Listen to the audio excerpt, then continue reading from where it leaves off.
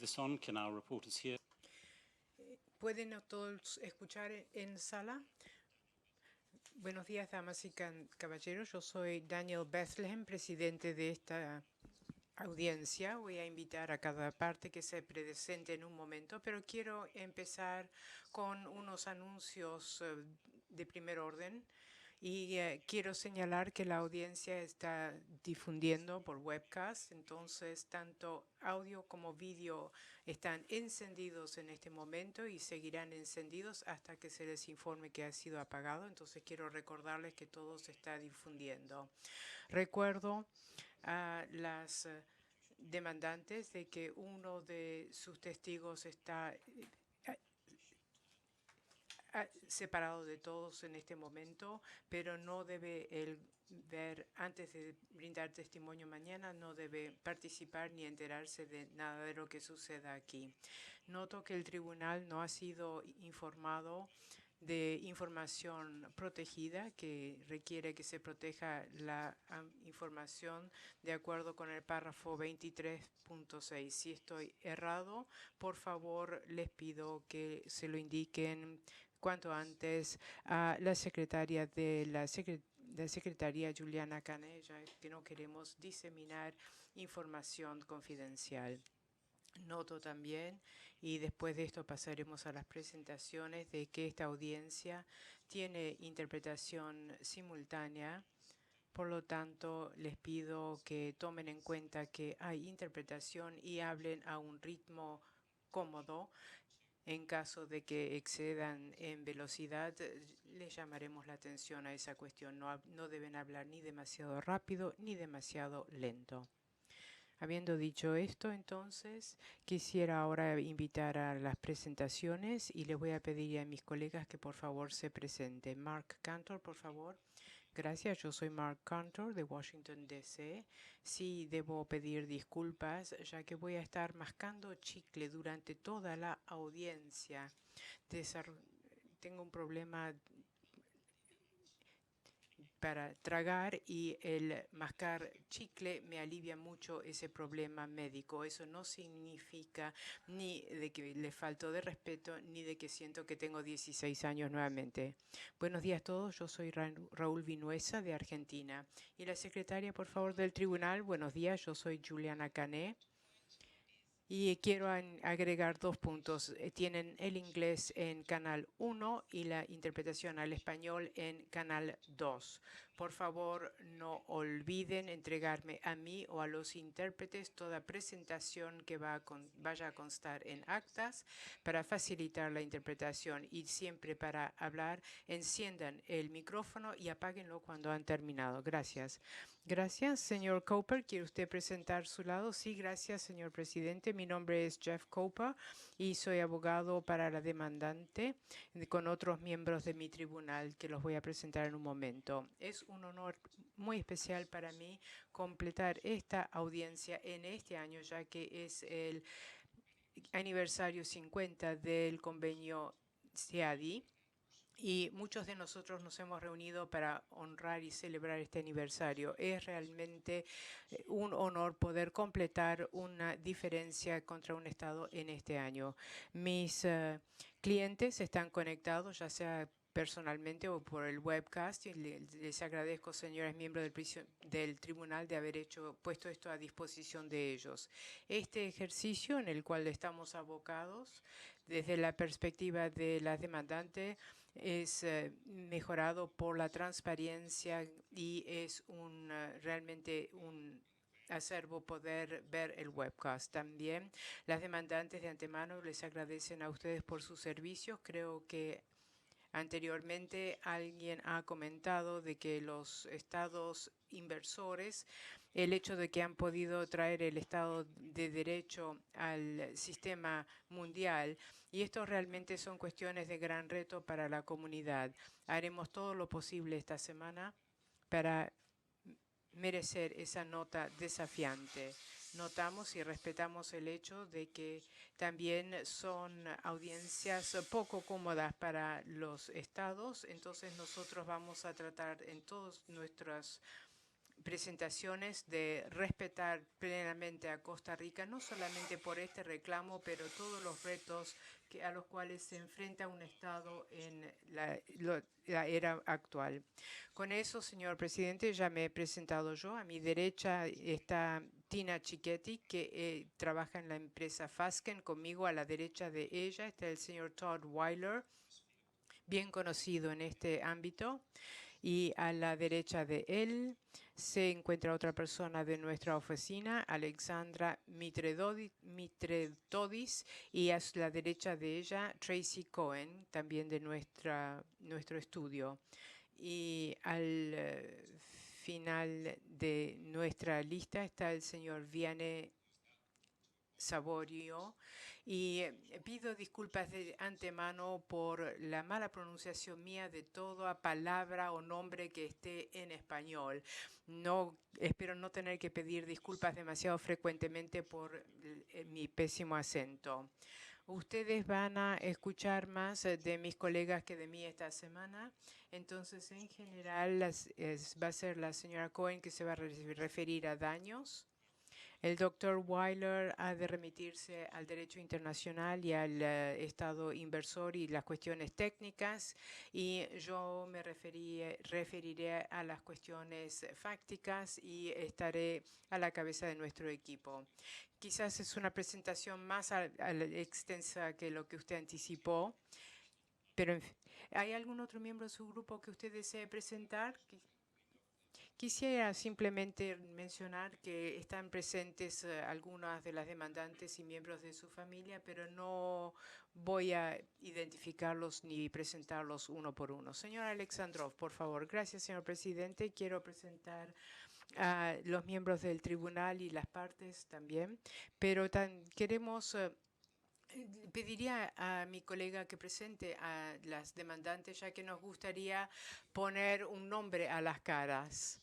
Bien, la persona que está inmediatamente a la derecha de Vianney es el señor Brett Berkowitz, seguido por el señor Bob Reddy, luego el señor Ron Cofer y el señor Bob Spence le sigue. A la derecha del señor Bob Spence está su esposa Marsha, y por último está Joshua Cofer, el hijo de Ron Cofer.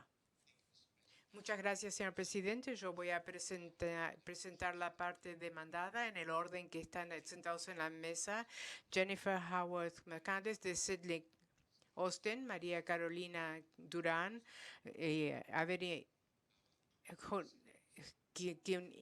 Courtney Hikawa de Sidney Austin, y antes estaba Caleb Braspler. Luego viene Adriana González, Karima Sauma, Andrea Zumbado, Georgina Chávez, Julio Jurado, Rodney Piedra, y luego está Andrew Preston,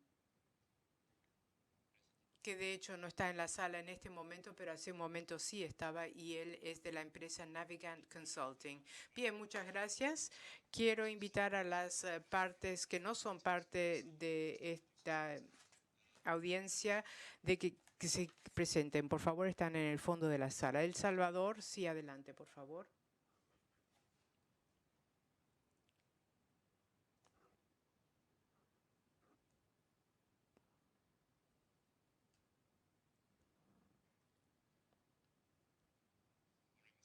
Buenos días, señor presidente, miembro del tribunal. Yo soy Luis Parada y con mi colega Erin Nadgueta estamos representando a El Salvador como una parte que no es parte de la diferencia en este caso. Y para los Estados Unidos, por favor.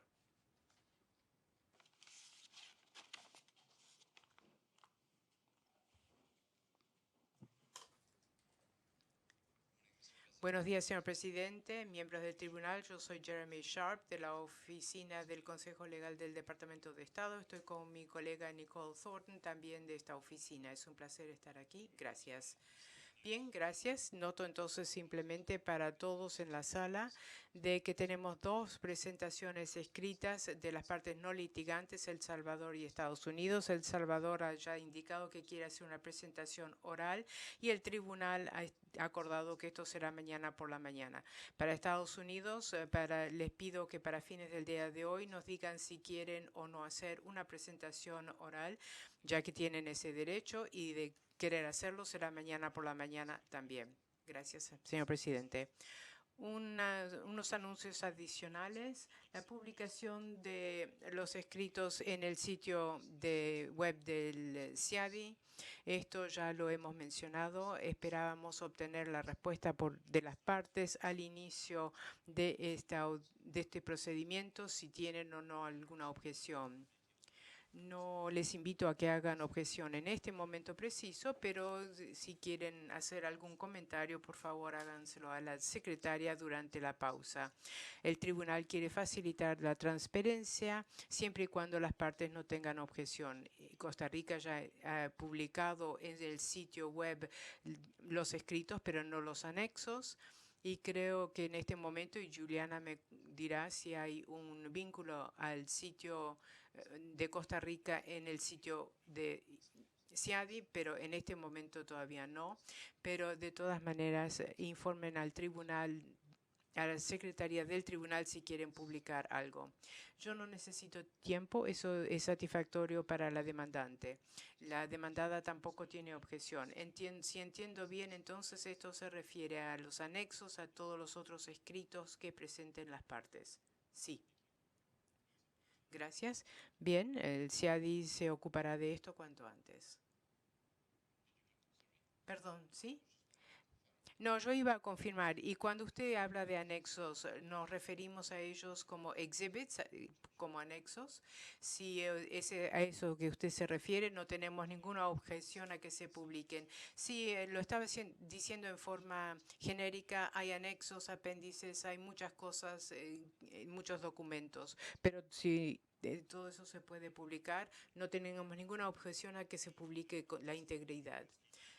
Por buenos motivos de orden, quiero referirme ahora al horario de trabajo. Hoy, como sabemos de la correspondencia a las partes, tendremos el alegato de apertura de la demandante esta mañana, alegato de apertura de la demandada esta tarde.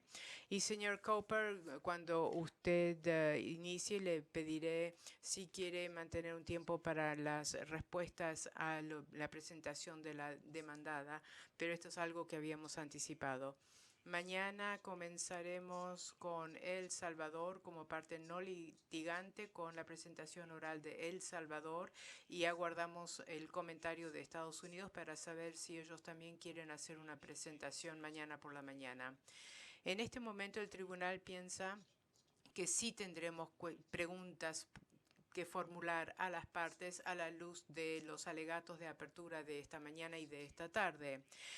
Nuestra intención es plantear algunas de esas preguntas o las preguntas de índole general que se nos ocurran después de que las partes no litigantes hayan hecho una presentación oral mañana, y luego darles una oportunidad que ya sea de inmediato o ambos den una respuesta inmediata, o que esperen y contesten todas las preguntas como parte de su alegato de cierre. Pero nos parecía útil hacer nuestras preguntas cuanto antes para facilitar la tarea de las partes.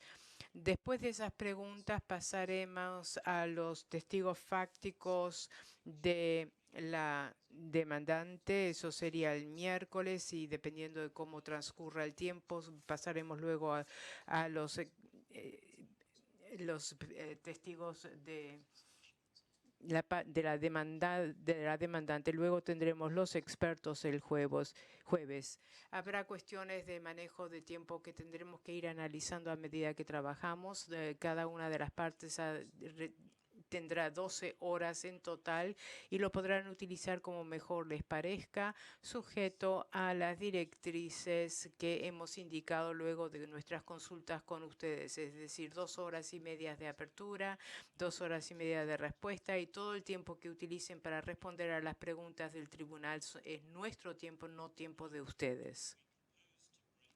Proponemos tener una pausa a mediados tanto de la mañana y de la tarde. Entonces pediría a los abogados que nos digan cuándo es el momento más indicado para esa pausa. Toda objeción del procedimiento que puedan anticipar, les pedimos que lo hagan cuanto antes, y si hay, les daremos un momento al final del día que si anticipan tener una objeción el día siguiente en cuanto al procedimiento, sería útil estar enterados cuanto antes, sujeto a cualquier cosa que tenga que decir la secretaria del tribunal. Creo que las transcripciones estarán disponibles a finales del día y habrá un periodo en el cual puedan presentar correcciones potenciales. Quisiera invitar a las partes a que se reúnan con la secretaria a fines del día, todos los días, para asegurarse de que no haya ningún tipo de problema en cuanto a los cálculos de tiempo. El último punto sobre las preguntas del tribunal, creo que hemos llegado a la conclusión que nos gustaría poder hacer a ambas partes de inmediato preguntas que nos parecen a nosotros que requieran clarificación inmediata para que no quede ninguna incertidumbre en cuanto a nuestro buen entender. Pero en cuanto a preguntas más de fondo, esos los reservaremos para formular esas preguntas al final de cada uno de los alegatos, y serán preguntas que les haremos en forma conjunta y ustedes podrán contestar en ese momento de inmediato o como parte de su alegato de cierre, como prefieran. Creo que eso cubre todos los aspectos formales, a menos que una de las partes quiera plantear algo. Señor Cooper, ¿algo que usted desee plantear en cuanto a las formalidades? Quisiera empezar con mi alegato de apertura. Estoy listo. Señor Alexandrov, 2 puntos. El doctor Weiler me señaló que nuestros expertos de Navegant han llegado ahora y no los había presentado, entonces me gustaría ahora presentarles al señor Brent Kasmarek y al señor Andrew Preston, que están al final de la mesa. En segundo punto, tenemos una solicitud pendiente. Y ya que el abogado de la otra parte está dispuesto y listo a presentar su alegato, no sé si usted quería primero resolver esto. Sí, señor. Señor Alexandrov, sí, hemos visto su solicitud de anoche, visto la respuesta y la objeción de la otra parte, y después del almuerzo tendremos nuestra respuesta. Muy bien, entonces sin más, señor Cooper, le damos la palabra. En cuanto a la distribución del tiempo, señor presidente, para que usted sepa cómo hemos distribuido nuestro tiempo, voy a reservar 30 minutos para responder sobre el aspecto jurisdiccional, y el doctor Weiler se referirá a la pregunta de la jurisdicción. Y en cuanto a la respuesta de jurisdicción y prescripción, él se va a referir a ambas cosas en su respuesta. En cuanto a las preguntas, quisiera decir que en general, por supuesto, hay preguntas que sí requieren una respuesta inmediata y se les puedo dar esa respuesta inmediata, lo haré. Si pido que me esperen hasta más adelante, será consecuencia de saber que mi equipo va a querer asegurarse de que yo tenga la respuesta bien exacta. Entonces, si les digo que no piense, si pido tiempo, no piense usted de que no tengo la respuesta, es simplemente que mi equipo me ha dicho que quieren que seamos muy cautelosos en contestar las preguntas. Entonces, gracias por esto. Tenemos una presentación en PowerPoint y de acuerdo con la orden de procedimiento, queremos utilizar ese PowerPoint, y también tenemos las referencias, ya sea que se refieran a pruebas o a cuestiones jurídicas. Hemos puesto en la carpeta todas referencias. También quisiera señalar que usted me ha invitado a ponerme de pie, y esa es la posición normal que adopto en procedimientos, pero en este caso no es muy conveniente y no iré a la mesa central porque mi equipo no va a querer que me aleje tanto. Creo que están distribuyendo en este momento los documentos para la apertura, para el alegato de apertura, y voy a esperar unos momentos hasta que todo el mundo haya recibido copia.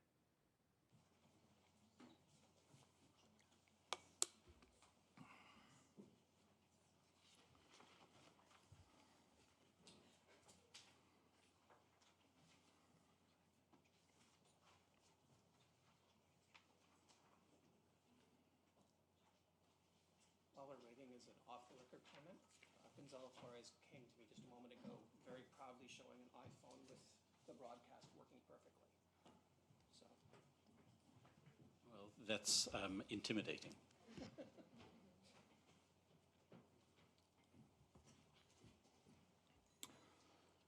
Okay.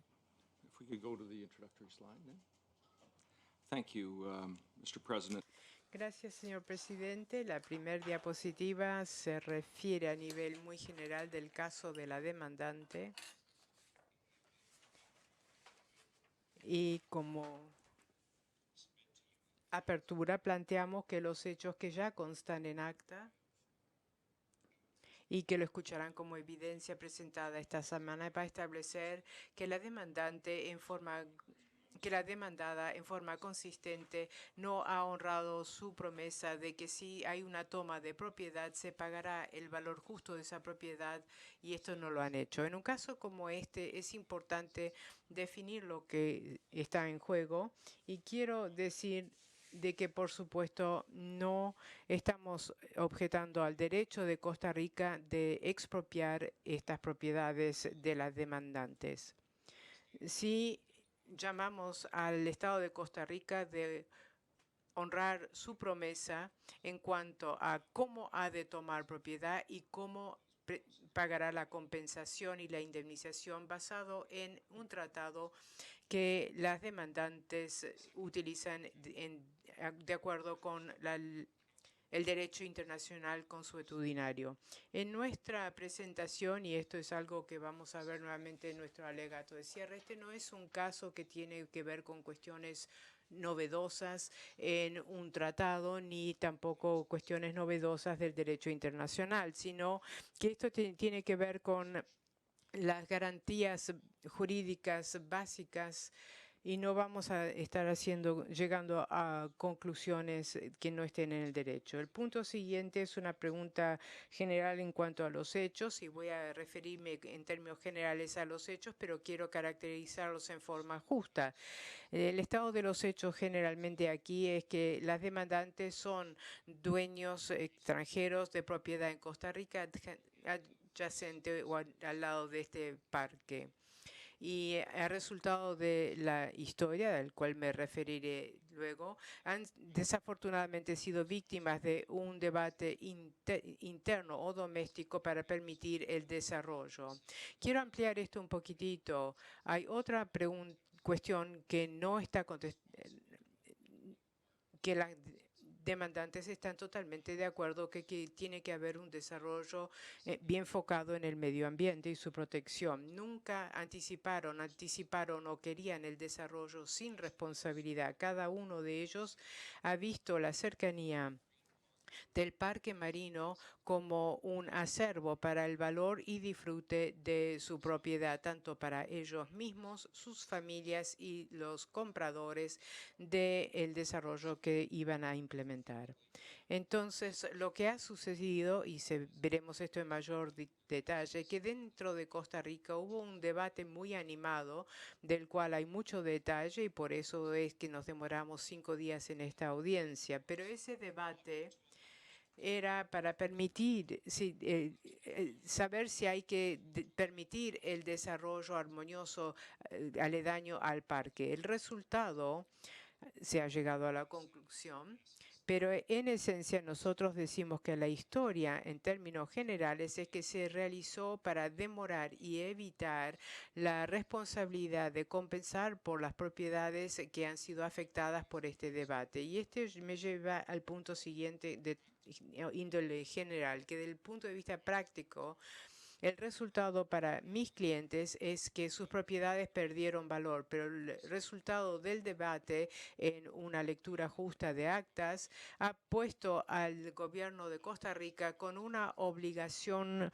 a compensar nuestros clientes, y como todo Estado que tiene que compensar, han aplicado una serie de tácticas y medidas para evitar, minimizar, demorar y postergar la obligación de indemnizar.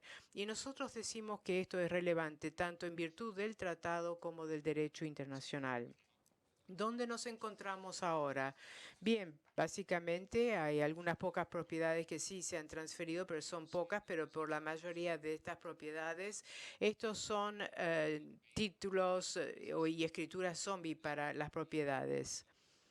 Esto quizás no es parte de la cultura de los países, de los miembros del tribunal, pero en muchos países los jóvenes de 16 años tienen esta obsesión con los zombies y esto se lo refiere especialmente al señor Cantor. El zombie es el medio muerto, ese individuo que está sufriendo. No está todavía muerto, pero es totalmente inútil.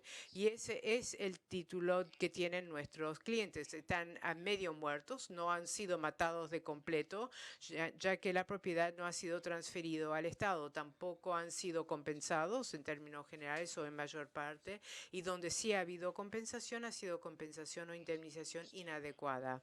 Pero todavía están ahí. Entonces tienen que seguir lidiando con las autoridades impositivas y también tienen que manejar el hecho de que son propietarios de estas tierras aún hoy. Entonces estamos en una situación totalmente insatisfactoria y quiero resumir la situación de mi amigo. La situación de mi amigo es, ya que estos reclamos están vencidos o son prematuros.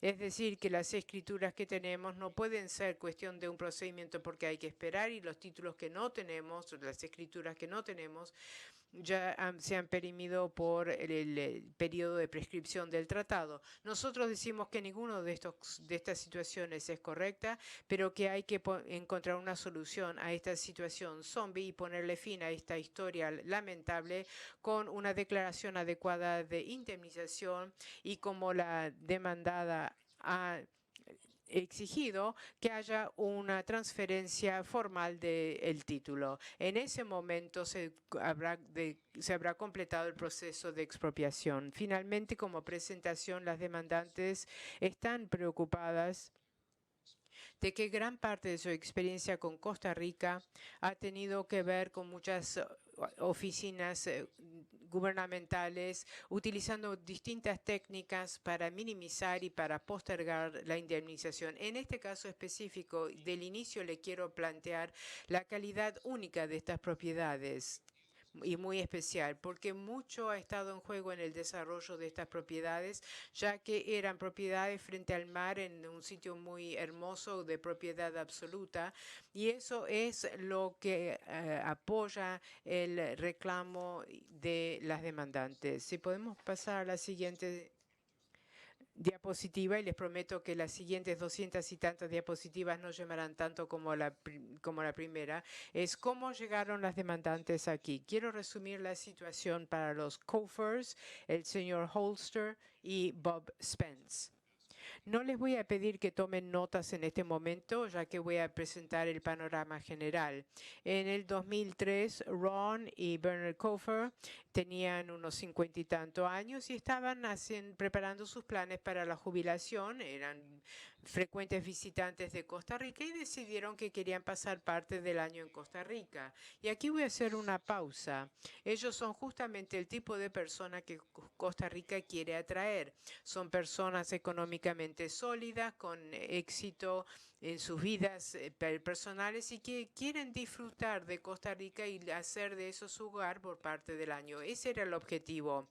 Comenzaron a hacer su inversión para construir la casa de sus sueños y realmente estaban en otra parte de Costa Rica y luego vieron Playa Ventanas, que es la parte al norte en este caso, y les gustó tanto porque tiene esta playa blanca muy apartada y con muy pocas viviendas. Esos lotes se pueden llegar por un camino, del otro lado hay un estuario y todo esto ellos lo veían como muy favorable, incluyendo el hecho de que había un parque al lado. Y ustedes podrán ver por la declaración de testigos de que era un parque marino que tenía también una parte aguas afuera. aguas adentro. Cuando visitaban propiedades, su amigo Bob Spence, que también es demandante en este caso, se unió a ellos y él tenía un objetivo similar. Y él también, como un individuo adinerado, muy exitoso en sus negocios en los Estados Unidos, él también quería construir la casa de sus sueños, pero también vio el potencial para una inversión, un desarrollo con beneficios, es decir, vender a personas similares que también tenían éxito en su vida y veían el potencial de construir su vivienda de sueño y podrían contribuir al enorme éxito de Costa Rica para comercializarse como un sitio seguro, atractivo y donde se podría disfrutar. Y esto podría ser para una comunidad internacional que quisiese pasar parte del año ahí. Volveremos a esto después, pero los Cofords y el señor Spence compraron propiedades en 2003 y los años siguientes, y en términos generales ambos adoptaron medidas para ver qué es lo que podían construirlo. El señor Coford contrató un arquitecto para desarrollar los planes, hizo el estudio ambiental y las cosas al principio fueron bien hasta que empezaron las demoras tan largas que mencionaré luego. Ready. El señor Reddy es el representante de Spence, la entidad empresarial de Spence, y el señor Reddy ha presentado declaraciones como experto, pero también participa en el litigio. Como ven en su declaración pericial, él estaba al tanto del decreto de 1991, así como la ley de parque de 1995, en la cual se describía el parque como aguas adentro de la pleamar ordinaria. Y, por supuesto, las tierras compradas tierra adentro, o los terrenos comprados tierra adentro, como verán en los escritos, se convirtieron en el motivo de la controversia. Esta vez, este era un lugar con un gran potencial y el debate en parte era cómo debía aprovecharse ese potencial. Voy a saltar ahora para pasar al relato del señor Berkowitz. Él ya tenía toda una historia con Costa Rica. Hacía surfismo, era quiropráctico y no pudo seguir su profesión porque sufrió un accidente, así que decidió pasar la mayor parte del tiempo en Costa Rica y para ganarse la vida decidió trabajar en edificación y construcción residencial. Él consideraba como una compra muy interesante los terrenos mencionados en estas actuaciones porque una gran subdivisión se había propuesto para esos terrenos y había sido controvertida. La oportunidad que él vio, que se explica en su declaración pericial, fue la de la venta a personas adineradas que veían el interés de estar junto al parque en una zona de baja densidad. Y aprovechando el hecho de que fuese una edificación que no fuera de baja densidad como en otros lugares y aprovechando el enorme aumento del valor de la tierra y el potencial económico turístico de esa parte de Costa Rica que surgió en parte debido a la construcción del aeropuerto de Liberia en el norte. Y él también quería construir la casa de sus sueños.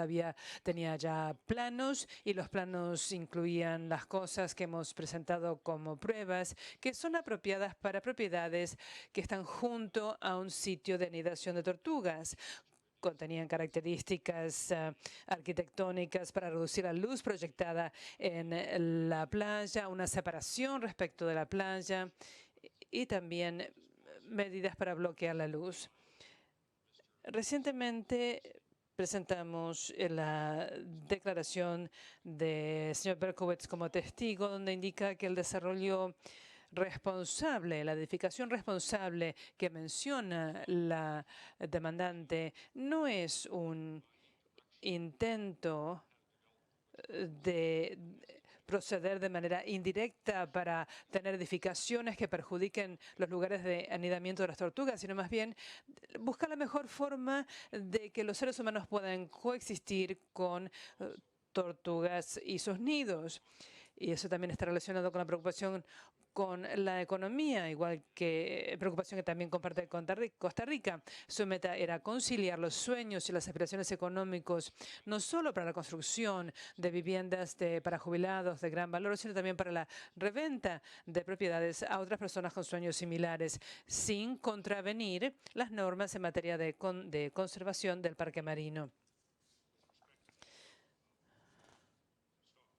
Voy a detenerme ahí con respecto a los detalles, pero por supuesto el señor Gremillion es otro demandante que compró una propiedad o propiedades y tuvo una experiencia similar al señor Spence, Coffers, Berkowitz y Holston, y todos experimentaron la suspensión del derecho para edificar y utilizar su propiedad a medida que fueron pasando los años. Esto les da una idea en este procedimiento internacional de las personas participantes y el hecho de que este caso no abarca una compañía internacional o una entidad que esté tratando de contradecir la política pública de un Estado, ni de influir en la política pública, fuera de tratar de conciliar las metas expresas de la conservación y el deseo de tener una construcción responsable en este lugar. Así que esto es para orientarlos. Esta es la región de Guanacaste, que está en el noroeste del país. Y esto está dentro de Guanacaste, ven Liberia, que es la ubicación del aeropuerto relativamente nuevo, que fue una característica fundamental para abrir el norte del país al turismo. Y después van a la diapositiva de los terrenos de los demandantes. Esto es para orientarlos. De norte a sur, Ventanas está en el norte, Playa Grande en la parte sur de ese mapa. Y ven los terrenos en cuestión indicados con letras y números.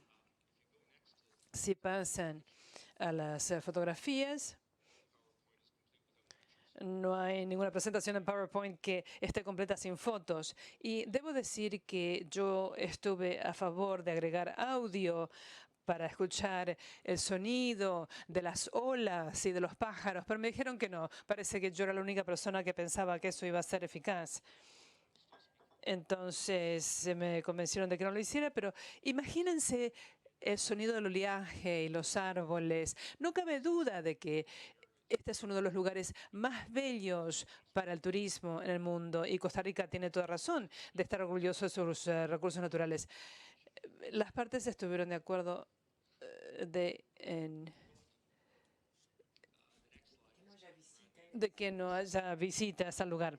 También vemos una playa de arena blanca, igualmente bella. Desde el punto de vista jurídico, como se indica en los documentos, las propiedades en cuestión son desacostumbradas, ya que representan tierras con dominio pleno, con título de dominio absoluto frente a la playa. Y ya hemos hecho comentarios sobre estas características. Acá ven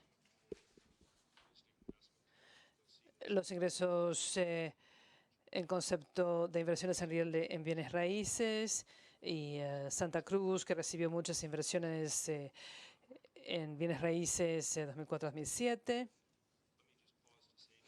Y voy a hacer una pausa porque en una de las audiencias preliminares dije esto, que desde el punto de vista de las demandantes están refiriéndose a la promesa que hizo el Estado de Costa Rica de cumplir con las promesas para las inversiones extranjeras y las garantías que constan en el derecho internacional y que son el tema del tratado al cual recurrimos para este procedimiento.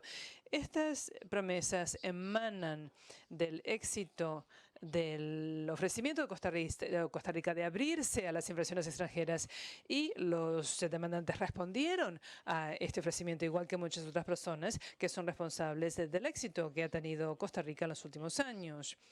Y son promesas que vienen con un precio. Si las personas sufren perjuicios debido a ciertas acciones, entonces es necesario indemnizarlas. Y acá mis clientes son inversionistas extranjeros Y no tienen que contentarse con el orden jurídico interno y las ventajas y desventajas de ello, sino que fundamentalmente pueden recurrir al Estado de Derecho y pedir que un tribunal internacional decida los hechos sobre la base de un tratado. En esta diapositiva vemos el turismo en Guanacaste. No vamos a entrar en esto, pero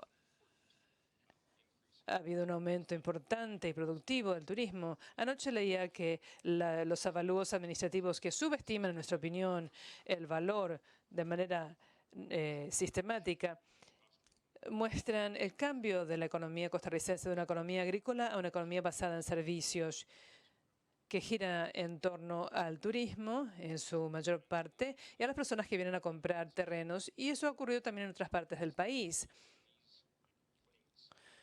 No es simplemente que estos reclamos de los demandantes marque la tónica, sino que ha habido casos de éxito de inversiones extranjeras en Costa Rica. Volviendo ahora a las tortugas baulas.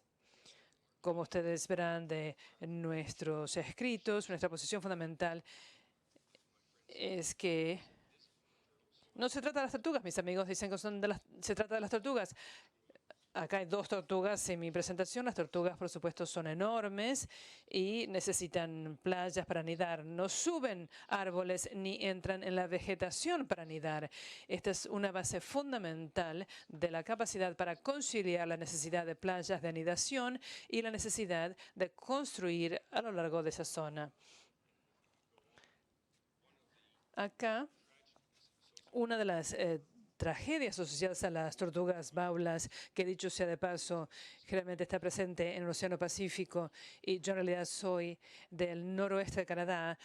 Tenemos también tortugas baulas frente a la costa de Vancouver, donde hay una cierta población, y como verán en esta diapositiva, mucho antes de los sucesos que estamos hablando aquí, hubo una disminución catastrófica de la población de tortugas, y no ha sido esto como consecuencia de los tipos de construcciones previstos por nuestros clientes. En la próxima diapositiva ven las causas, que es la recogida de los huevos.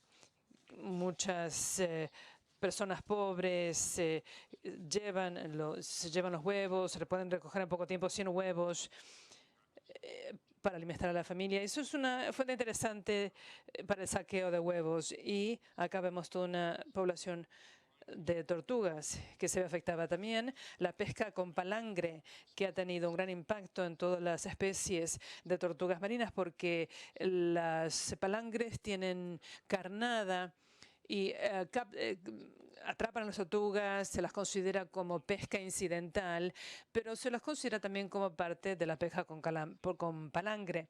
Muchas personas también dicen que el aumento de la temperatura mundial ha influido, eso no resulta claro qué influencia tiene. Y algunas personas también han mencionado la construcción, la edificación cerca de los sitios de anidación, y por eso la edificación tiene que hacerse de manera responsable. Pero verán eso en las declaraciones periciales, que hay sitios de anidación exitosos que están junto a lugares edificados en el resto del mundo. Y en la próxima diapositiva vemos un resumen de esta disminución drástica de la población de tortugas. Esto muestra lo terrible que puede ser el saqueo de huevos y con esto terminamos la parte de las tortugas y podemos pasar a los hechos relacionados con el parque. Pienso que el tribunal ha leído los escritos con sumo cuidado, así que a título de apertura voy a referirme en general a algunos de los temas que presentamos aquí. Al examinar los escritos en preparación para hoy, sería útil mencionar que algunos de los detalles no son tan cruciales para resolver los hechos. Ahora sí, comenzamos por el comienzo. El parque fue creado mediante un decreto en 1991. Y cuando decimos creación, para darles una idea, los parques en realidad no se crean por completo de acuerdo con el derecho costarricense hasta que se expropian las tierras privadas y se las indemniza. Eso forma parte de la garantía del derecho a propiedad. Y por eso verán en materiales del gobierno y en otros las propuestas de creación del parque y el proceso de consolidación que implica la conciliación de los intereses de la propiedad privada con el Parque Nacional. Y, por supuesto, eso significa que las consecuencias fiscales de la creación de un parque, de construir un parque, están siempre existentes en algunos de los materiales de respuesta que sugieren que los problemas fiscales de acá no son reales, parece haber un conflicto entre las partes. Y por nuestra parte, hay múltiples referencias en las declaraciones de los testigos, en los documentos, de que el costo de la creación completa de un parque y expropiar todas las propiedades, todos los terrenos dentro de los límites, siempre estaba en la mente de los funcionarios públicos. Y lo que se decidió fue a evitarlo, definiendo el parque de manera tal que no incluyera terrenos que tuvieran que ser expropiados e indemnizados, o tratando de evitar las consecuencias de la garantía de la propiedad de acuerdo con la ley. El decreto de 1991, para tener una idea, se refiere a la parte sur de las playas, o sea, la parte sur de la playa Ventanas. No habla de la parte norte. Así que lo que tenemos fue un decreto, no una ley, sino un decreto, que procuraba crear un parque en el sur de la zona de Playa Grande, y después, en 1995, la ley del parque. Y en general, una de las razones por las cuales estamos acá es que la ley de 1995 creó un parque marino con una historia muy complicada que terminó siendo parque marino y terrestre debido a la decisión de la Corte Suprema de Costa Rica. En nuestra opinión, eso está claramente equivocado, pero toda Corte Suprema de cada país tiene derecho a equivocarse. Ahora, las consecuencias de eso son que, habiendo tomado esa decisión, existe la obligación clara de indemnizar. Así que la ley de 1995 también abordó expresamente el derecho de los terrenos privados en el parque con el fin de protegerlos, y previó que habría edificación a pesar de la existencia del parque. Si me permiten ahora pasar acá al video.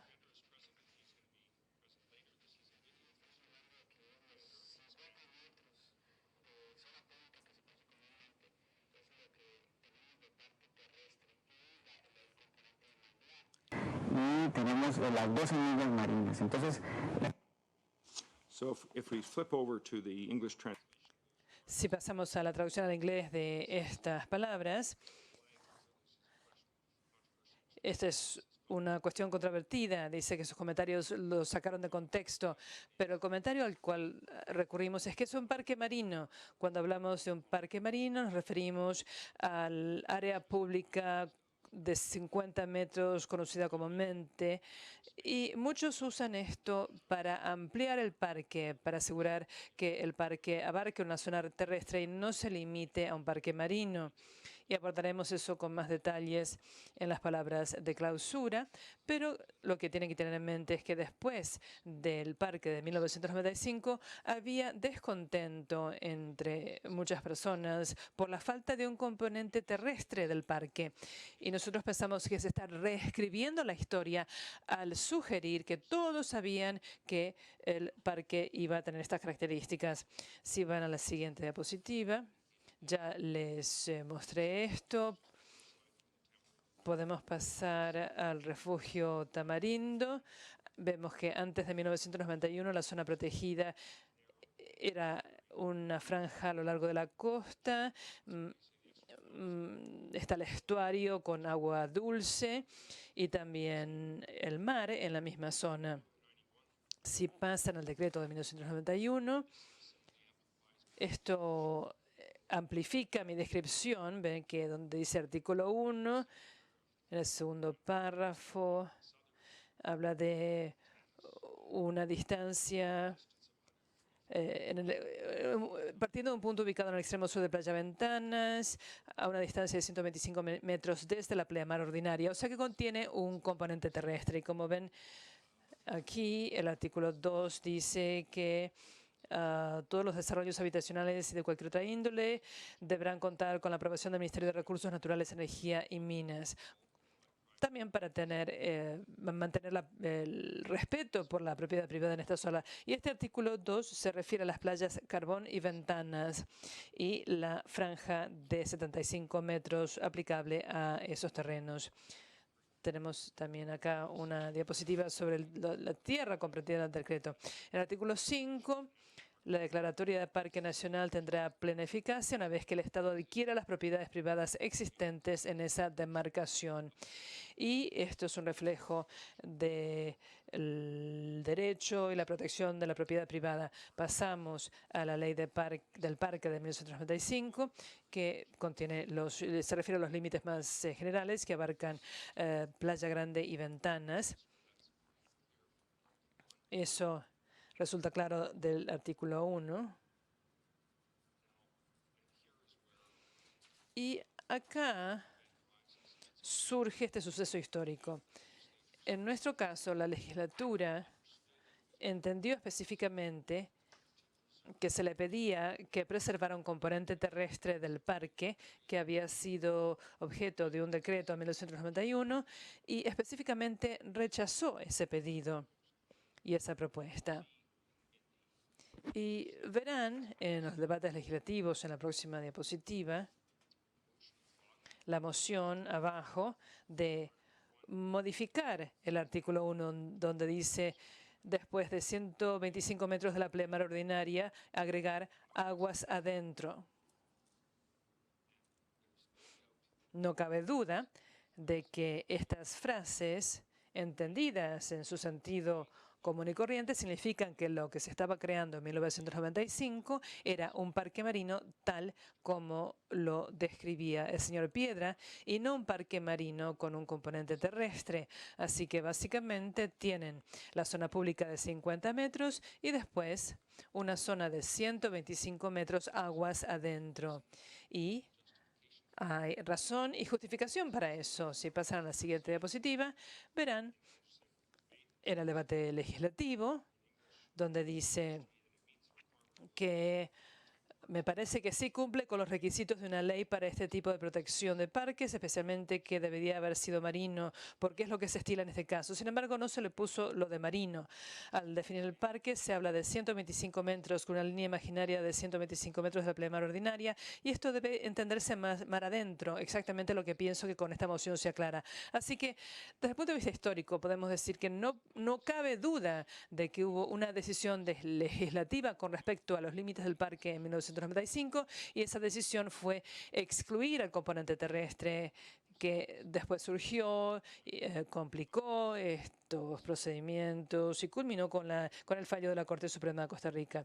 Y después con el diputado Fournier se refiere a esto en la diapositiva siguiente y dice: recuerdo el momento en que otros asuntos hablamos de que como era un parque nacional marino creado para proteger a las tortugas baulas, había que reforzarlo y de acuerdo con el decreto de 1991 que creó el parque, no se nos presentó ninguna justificación ambiental para establecer una zona de protección en la playa, medida que comenzaba a partir del borde de la franja de 50 metros que incluye la parte más importante del ecosistema protegido, es decir, donde ponen huevos en esta franja de 50 metros, que es de más de 50 metros,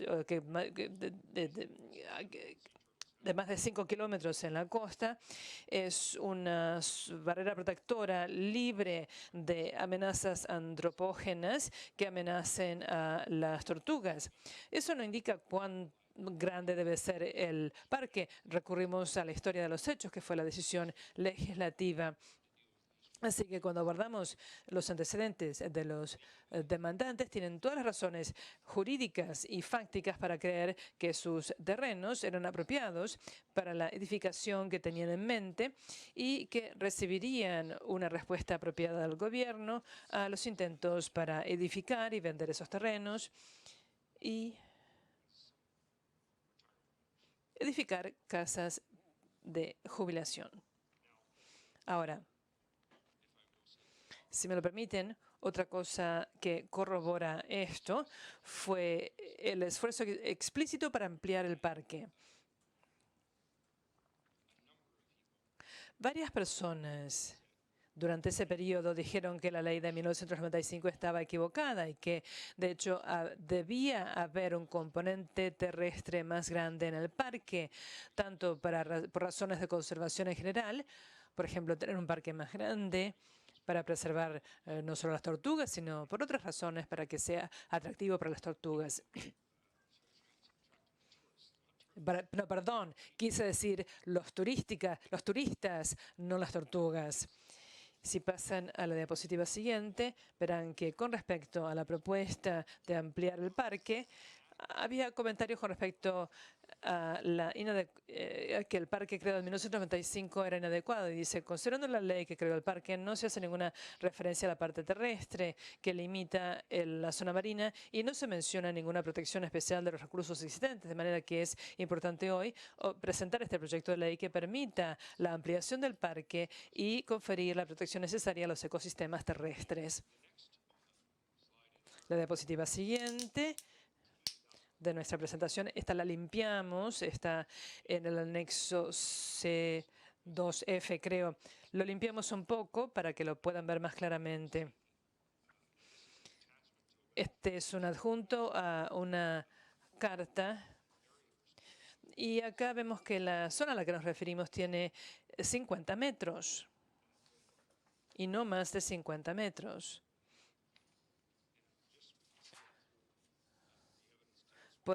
Las pruebas muestran la necesidad de proteger las aguas interiores, de manera que ir aguas adentro tenía una justificación. Existía la preocupación de preocupar a las tortugas al acercarse a la playa.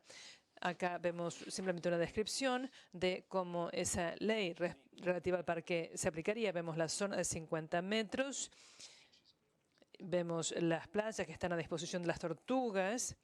Y también una berma natural detrás de la playa que puede usarse para regular la edificación responsable. En la diapositiva siguiente vemos lo mismo. En una parte diferente vemos el terreno que sube.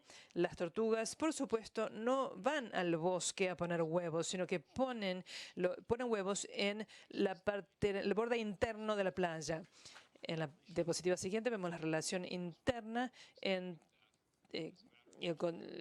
gobierno de Costa Rica, desde el punto de vista histórico, dice que la municipalidad iba a zonificar la tierra, y que ahora se dice que siempre va a ser parte del parque. La municipalidad otorgó permisos de construcción y uno de los fallos subsiguientes de la Corte Suprema fue a favor del parque. Pero mis clientes no eran los únicos que pensaban que era posible edificar ahí, que se podían construir permisos de edificación en la municipalidad local y que se podía realizar una edificación responsable. En la próxima diapositiva vemos de manera muy resumida, y creo que vamos a tener que entrar en más detalles en esto,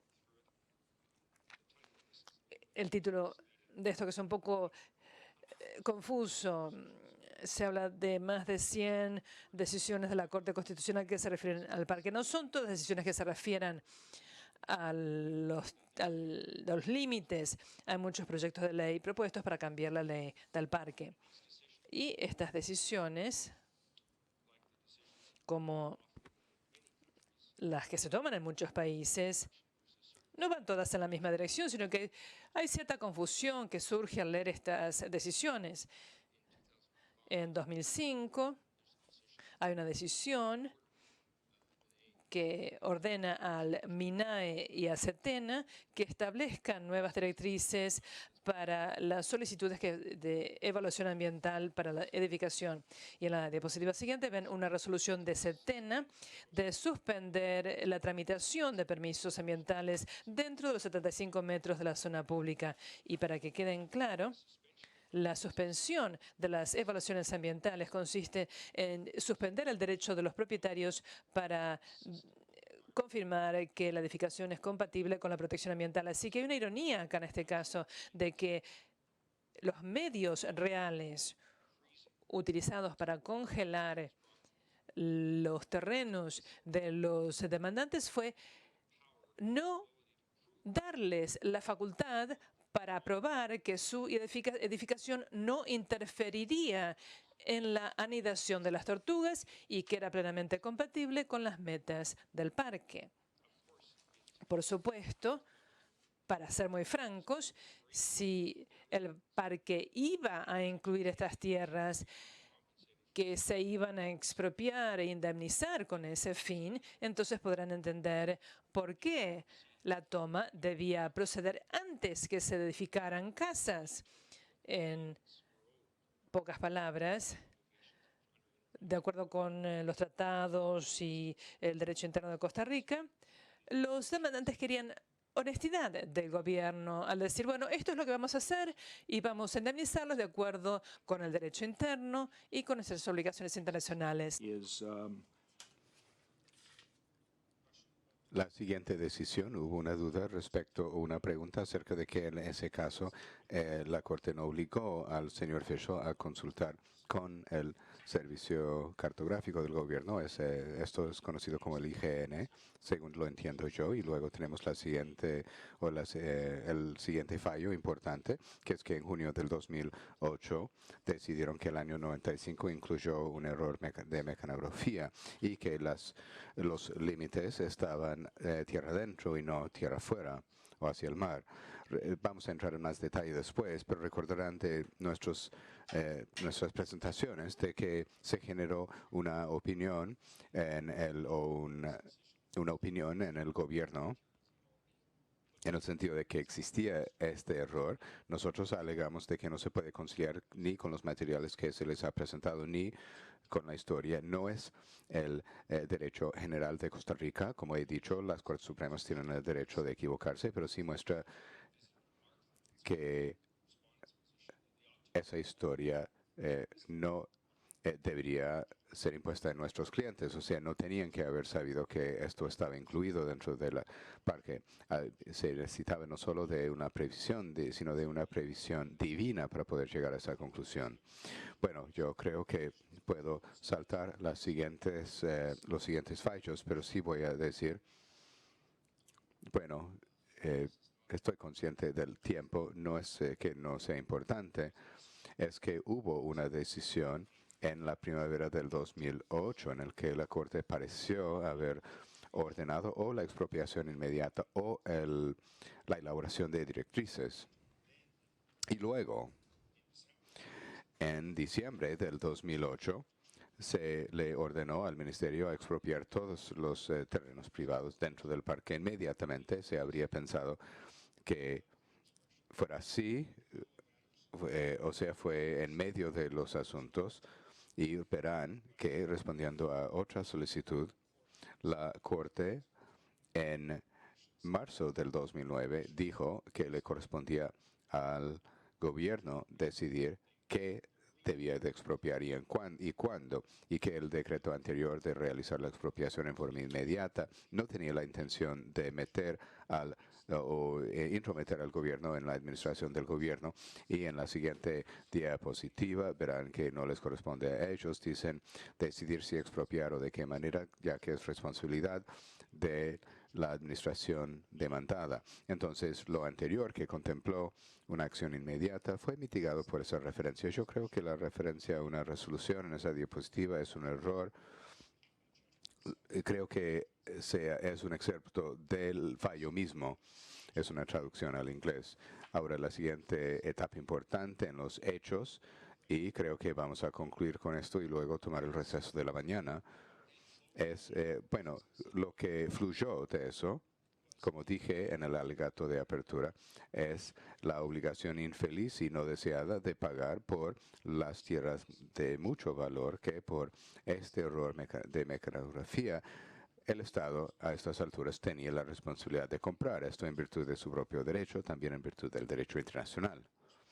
Ahora, por supuesto, el CAFTA entra en vigor y a los ciudadanos de los países en el Tratado CAFTA se les ha hecho una promesa de honrar esas obligaciones. Y lo que existe dentro de la administración es este informe de la Contraloría, y ya sabemos que ha sido la responsable por, o las acciones que se fundamentan a ello, son responsables por la suspensión indefinida, y lo digo en el sentido en que seguimos en forma en una situación de suspensión en virtud de este proceso. Ahora, al leerlo nuevamente anoche, entiendo que la postura de la demandada es que hasta ahora no se ha cumplido todas las condiciones de ese informe, no se ha ofrecido al tribunal ningún marco temporal para la conclusión de ese proceso. En esencia, todos los procedimientos internos que en el derecho interno podrían ofrecer alguna indemnización a nuestro cliente en gran medida se han suspendido, no ha habido más avances. Y si consulta con el apéndice 2, en este momento sería bueno quizás consultarlo.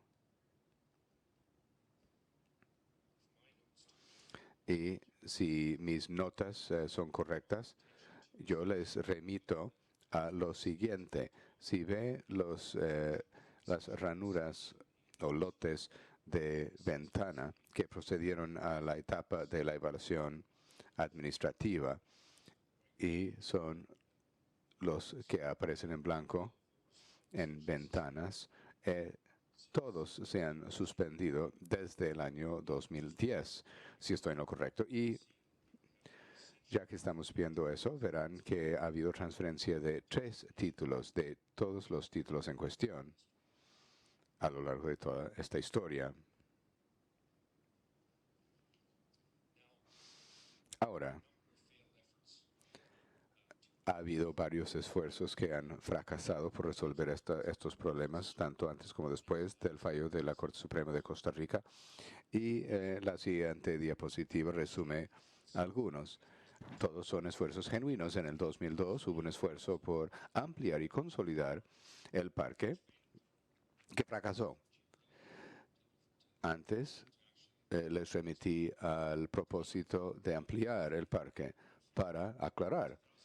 Pero, por supuesto, fracasó. En el 2006 se presentó un proyecto de ley que iba a interpretar hacia el mar como hacia tierra adentro, de acuerdo con la decisión costarricense, pero no se prosperó ese proyecto de ley. En enero hubo un proyecto de ley para interpretar hacia el mar como hacia el mar, y no prosperó tampoco. Y finalmente, en el 2009, hubo un esfuerzo por conciliar el desarrollo adyacente al parque y tener un refugio mixto. Y eso se caducó y en esencia se archivó en el 2013. Creo que dice que se logró, achieved en inglés, pero no se logró, sino que se archivó. Y hay un procedimiento en la administración de acuerdo con el cual si no hay actividad respecto a un determinado proyecto de ley, se archiva automáticamente. Ahora, la siguiente diapositiva, recordarán que la posición de la demandante en este procedimiento es que se han basado razonablemente y en su propio detrimento de que estas propiedades iban a estar disponibles para el desarrollo responsable. Bueno, hay que introducir una corrección, porque debe decir acta después de la reunión con Berkowitz, son las actas de su reunión. Bueno, tenemos una reunión entre el señor Berkowitz y el ministro que se ha impugnado en este expediente. Si puedo preguntar cuál es la diapositiva que tiene frente a sí, porque parece que la diapositiva que vemos en pantalla no se corresponde. Debería decir Position on Development. Bueno, el anterior donde dice que la agenda de la reunión incluyó los siguientes puntos, eso no lo tenemos o se ha cortado. Bueno, el que yo veo dice Position on Development. O tal vez no se imprimió en forma correcta esa diapositiva. O tal vez yo estoy viendo la diapositiva que corresponde y que la que se está mostrando no es la adecuada. Sí, pero es que no se corresponde con lo que tiene en pantalla, pero no le quiero demorar. Ya veo. Bueno, voy a continuar, pero el error es donde dice acta de la reunión, no es correcto, pero como abogado le quiero remitir a lo siguiente, señor presidente. Existe una controversia en las declaraciones testimoniales en cuanto al contenido de la reunión. No existe ninguna duda en el sentido de que hubo una reunión. No tenemos una declaración del otro, sino del señor Berkowitz. Pero, y voy a volver a esto en el alegato de cierre, su evidencia en el sentido de que fue reasegurado de la posición del gobierno y que se le entregó antes de los últimos pasos para la compra de la propiedad es perfectamente congruente con este documento, que es de varias semanas después, y él dice que no se hizo una referencia explícita en el sentido en que no le era disponible en el momento, pero el hecho de que iba a haber una afirmación de la posición es congruente con ello. Entonces, para fines de decidir si como cuestión de hecho se realizaron esas afirmaciones, yo digo que esto lo corrobora en forma sustantiva. No sé si tienen una diapositiva que dice, es importante señalar. Bueno, es muy diferente del que muestra en pantalla, pero creo que tenemos el texto frente a nosotros. Muy bien, y tenemos la totalidad del documento en actas, pero la idea, lo que les quiero señalar, es que lo que se afirma aquí es que el ministerio no alentó la ampliación del parque. Esa fue una propuesta que se estaba avanzando, que el parque no se iba a ampliar a ninguna zona que se declarara zona de interés para el turismo y que en la parte privada el ministerio quería imponer un régimen de conservación voluntaria, un régimen voluntario de compensación en vez de expropiaciones. Bueno, verá que la siguiente dice que cualquier desarrollo cumplirá con los criterios que es de baja densidad, uso adecuado, alumbramiento de acuerdo con ciertas normas. Es un resumen de lo que yo llamaría el desarrollo responsable. Ahora yo creo que puedo pasar rápidamente por varias diapositivas. La siguiente diapositiva no es tema de controversia, claro, pero que para conseguir un permiso para la construcción se necesita de varios elementos, entre ellos una evaluación de impacto ambiental, fue el elemento crucial que se paró, y hay varias diapositivas para mostrarles en forma dramática que si hubiera ido al registro de las tierras o al cadastro, ¿qué es lo que habrían visto? En inglés dice, de acuerdo con el artículo 47, esta oficina no objeta que se catastre el presente plano, ya que esta finca está fuera del Parque Nacional. Y la siguiente, en cuanto a los lotes de ventana, dice que esta finca está fuera del Parque Nacional. La siguiente, que es B59, es interesante, hace referencia a la ley del 91. Dice que se encuentra dentro del parque de acuerdo con la ley del 91. Y recordará que hubo cambios en los límites del parque en la ley del 95. Y después hay una diapositiva que dice que esto se encuentra ubicada fuera del Parque Nacional. La próxima diapositiva dice que C96 está ubicada fuera del parque. Y luego verá que para SPG 1 y 2, Playa Grande, dice que se ubica dentro del 20% aproximadamente respecto del lote B. Los lotes B, dice el 40%, esto de acuerdo con la ley del 91. Dice ley del 91, pero debería de ser decreto del año 91 para mayor claridad.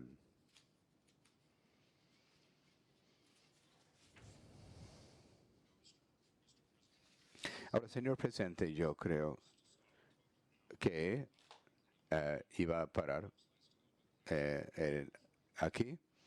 Me quedan muchas diapositivas, pero luego vamos a pasar por 30 o 40 diapositivas muy rápidamente. Son para mostrar el cronograma. Entonces, yo sugiero que tomemos el receso para el café en este momento. Bueno, podemos volver justo después de las 11:55.